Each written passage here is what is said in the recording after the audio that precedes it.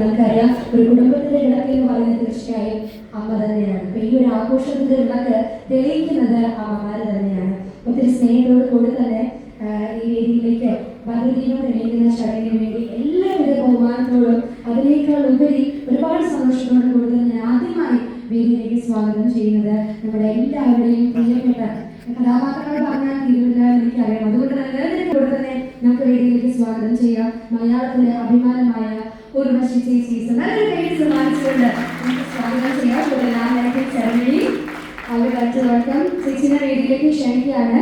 ഭദ്രദീപം തെളിയിക്കുന്നതിന് വേണ്ടി എല്ലാവിധ ബഹുമാനത്തോടും കൂടി തന്നെ ക്ഷണിക്കുന്നു.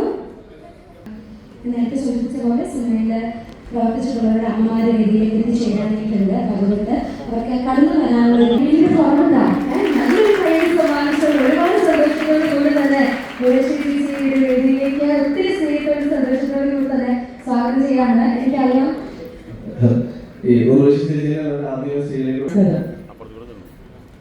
സത്യമായ പ്രൊഡക്ഷൻ പറഞ്ഞാൽ ഞാൻ ആരെയും ഉപദേശിക്കത്തില്ല. മുമ്പ് കുറച്ചുകൂടെ ചെയ്തായിരുന്നു, പക്ഷെ വേറെ പണിയൊന്നും ആവശ്യമില്ല. അതുകൊണ്ട് ചെയ്യുന്നത്. പക്ഷെ അഭിലാഷ് പ്രൊഡക്ഷൻ പറഞ്ഞത് നല്ലതാണെന്ന് തന്നെയാണ് ഉദ്ദേശിച്ചത്. കാരണം മറ്റ് പ്രൊഡക്ഷനില് അഭിലാഷ് വർക്ക് ചെയ്യുന്ന നമ്മൾ അഭിനയിച്ചാൽ മതി കൂടുതലും. അപ്പോ എനിക്ക് പക്ഷെ വളരെ പെട്ടെന്ന് ഞാൻ അഭിലാഷിന്റെ ഒരു സിനിമ വർക്ക് ചെയ്തിട്ടായിരുന്നു. ഞങ്ങൾ തമ്മിൽ പെരുമാറുന്ന കണ്ടാത്തൊന്നും ഒരുപാട് വർഷങ്ങളായിട്ട് അല്ലെങ്കിൽ അഭിലാഷിന്റെ ചെറുപ്പം മുതലേ എനിക്ക് അഭിലാഷിനെ അറിയാൻ ചില ആൾക്കാരാണ് വളരെ പെട്ടെന്ന് നമ്മുടെ ഹൃദയത്തിൽ സ്ഥാനം പിടിക്കും.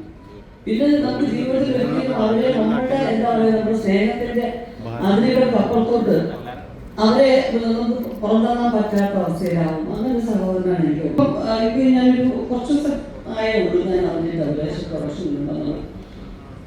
അതിന് മുൻപ് ഒരു ഏകദേശം ഒരു വർഷത്തോളമായി ഈ ഒരു സിനിമ പ്ലാൻ ചെയ്ത്. ഈ സിനിമ എന്ന് വെച്ച് കഴിഞ്ഞാൽ ഏറ്റവും കൂടുതൽ ഫീമെയിൽ ഡയറക്ടേഴ്സിന്റെ പടം ചെയ്യാനുള്ള ഭാഗ്യം നൽകിയത്. അപ്പോ എന്താ പറയുക, എൻ്റെ ഒരു 7ാമത്തെ 8ാമത്തെ ഒരു സിനിമ 10 സിനിമയ്ക്കകത്ത് വെച്ചാണ് ആദ്യത്തെ ഫീമെയിൽ ഡയറക്ടർ നടി ശ്രീപ്രിയ. തമിഴിലെ വലിയ നടിയായിരുന്നു അവര്.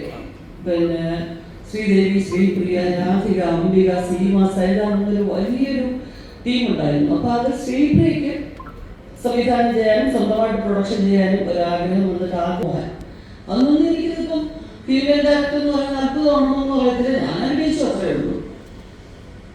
അത് കഴിഞ്ഞിപ്പോ നമ്മുടെ അഞ്ജലി മേനോൻ ആയിക്കോട്ടെ, തെലുങ്കിൽ നന്ദിനി റെഡ്ഡി ആയിക്കോട്ടെ, സുധാ കുമാരത്തിന്റെ സ്റ്റാർട്ടിങ് സമയം മുതൽ സുധയുടെ ഫസ്റ്റ് ഫിലിമും എനിക്ക് അഭിനയിക്കാൻ പറ്റാത്ത സ്ഥിതി